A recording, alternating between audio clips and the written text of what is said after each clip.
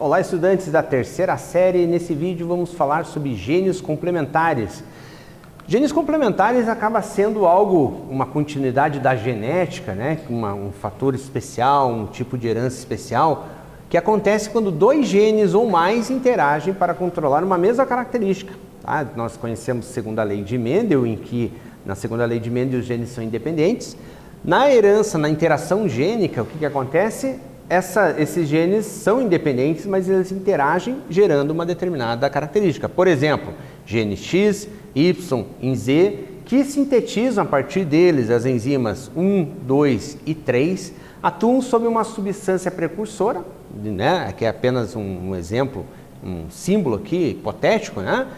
Essa substância precursora gera a substância A, que gera a substância B com a ação das outras enzimas, gerando a substância final.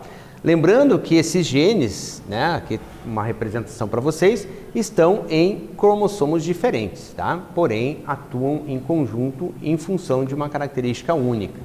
Então são exemplos, né, de interação gênica. Por exemplo, genes complementares, onde dois ou mais genes não alelos atuam na determinação de um fenótipo. A epistasia, um gene inibe a ação do outro, então ele interfere, fazendo com que o outro gene não consiga desenvolver sua ação. E herança quantitativa ou poligênica é uma ação aditiva de genes, né? Focando principalmente agora, nesse momento ali, nos genes complementares, tá? Que são aqueles que, quando isolados em um indivíduo, eles determinam o aparecimento de uma característica diferente daquela quando eles aparecem em conjunto. Então a gente já fica pensando que tipo de interação pode acontecer, né, para gerar uma determinada característica diferente. Então aqui, definindo o conceito, dois ou mais genes geram apenas uma característica, tá?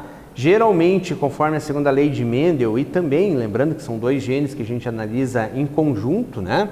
Também ele pode chegar ali na proporção 9:3:3:1, que seria da segunda lei de Mendel, ok? Então, focando aqui, genes complementares igual uma única característica, tá? Então, alguns exemplos, né, da aplicação desses genes complementares ali.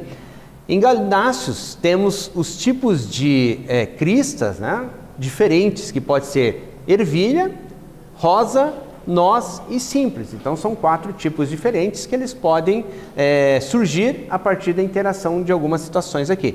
Por exemplo, se tiver um dominante de cada, crista noz. Se tiver apenas um dominante do rosa, do R, e o restante recessivo, nós temos ali a rosa. Se tivermos apenas um dominante do E, vai formar a ervilha, e se for totalmente recessivo, crista simples. Outro exemplo é a cobra do milharal, em que pelo menos um dominante de cada vai dar laranja com preta, lembrando que são dois genes separados ali.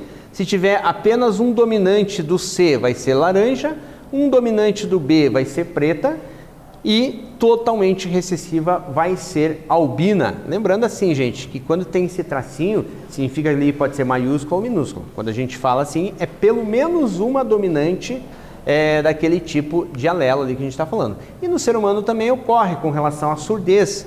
O gene D forma a cóclea, que é uma estrutura do ouvido interno, e o gene E forma ali o nervo auditivo. Então a surdez pode acontecer por esses motivos. Se a pessoa tiver um dominante de cada, ela vai ser normal. Agora, se ela tiver homozigose de pelo menos um recessivo para E ou para D, ou totalmente ali, a situação se torna aí, com certeza, de surdez, ok? Então, nesse vídeo, nós falamos ali sobre genes complementares. Espero que vocês tenham gostado e até breve.